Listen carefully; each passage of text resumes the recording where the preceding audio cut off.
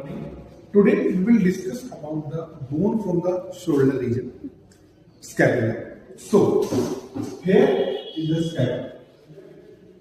Scapula is the bone which is placed left to the thoracic cavity, and it is placed obliquely downward and forward, and distally it is attached with the head of the humerus from its glenoid cavity and from the shoulder joint. Now, it is a type of a flat bone which is triangular in shape. So, as its shape is triangular, it has two surfaces, three borders, three angles. One by one, we have discussing the surfaces, angle, borders. So, first of all, we take the surfaces. Before taking the surface, first of all, we have to learn how to hold the scapula for the anatomical studies. So, to hold, zoom on it, to hold the scapula, we have to consider that the animal is standing head on that side and caudal part to our side. So, now, this position, the broad end upward and the narrow end is downward. The glenoid cavity should be toward us, and this rough protected area is toward other side.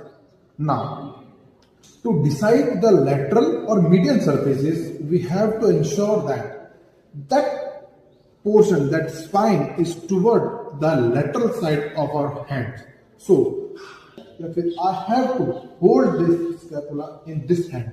So, the spine will on my lateral side. So, from this, we conclude that this is the bone from the right region. So now, first of all, we take the lateral surface. So, the lateral surface is characterized by a elevated, elongated structure, which is start from the dorsal surface and runs to the ventral angle, is known as spine, which ends to a process called acromion process, and have a rough protruded area between this spine is known as tuberous spine. The acromion process is attached to the deltoideus muscle, and the spine, the tuberous spine, is attached to the trapezius muscle.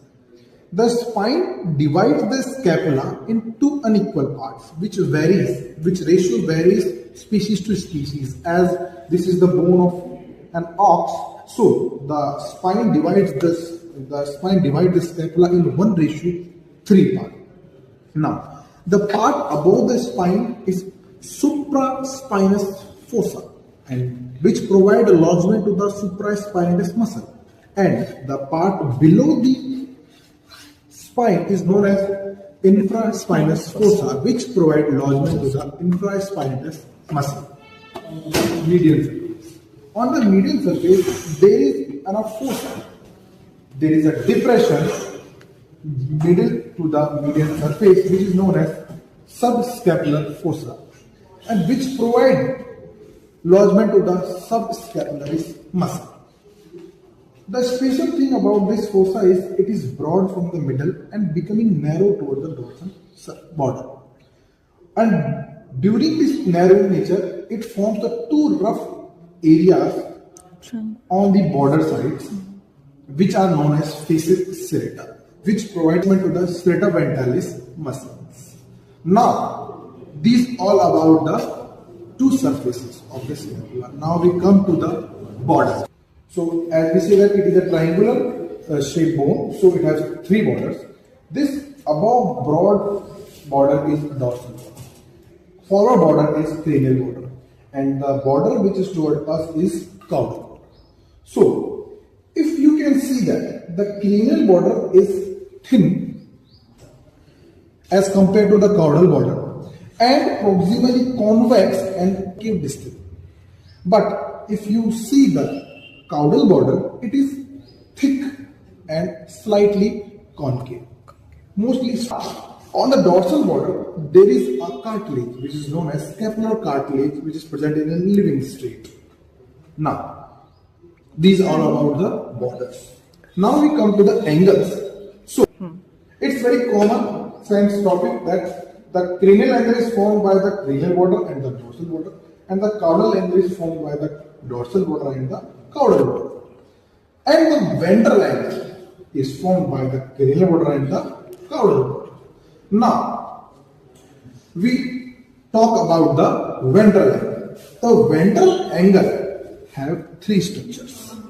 There is a cavity, a rough protected area, and a process. So, now on the ventral angle, there is a smooth, round, shallow cavity to the head of the humerus and from the shoulder joint is known as glenoid cavity.